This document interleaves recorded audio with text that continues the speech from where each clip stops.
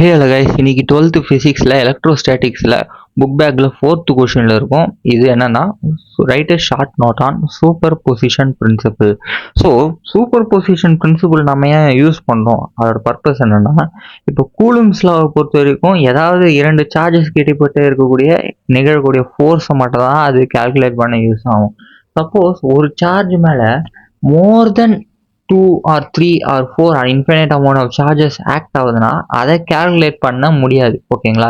ஏன்னா அந்த Coulomb's லாவோட expression பார்த்தீங்கனாலே சார்ஜ் Q1 Q2 இது ரெண்டு தான் இருக்கும். அப்படி இருக்கும்போது அதை நம்மளால யூஸ் பண்ண முடியாது. ஸோ இந்த இடத்துல தான் நம்ம சூப்பர் பொசிஷன் பிரின்சிபல்னு ஒரு கான்செப்ட் யூஸ் பண்ணுறோம். ஸோ இந்த சூப்பர் பொசிஷன் பிரின்சிபல் மூலமாக நம்ம ஒரு சார்ஜ் மேலே ஆக்ட் ஆகக்கூடிய மொத்த ஃபோர்ஸையும் ஆட் பண்ணி நம்மளால சொல்ல முடியும் ஃபைனல் ஃபோர்ஸ் எவ்வளோ, total force.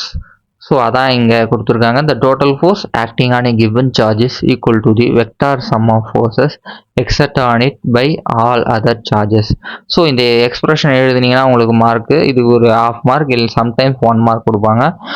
F vector total force on 1 equal to F force on 1 due to 2 plus force on 1 due to 3 plus F force on 1 due to 4 and so on force on 1 due to n. இதுதான் உங்களுக்கு expression.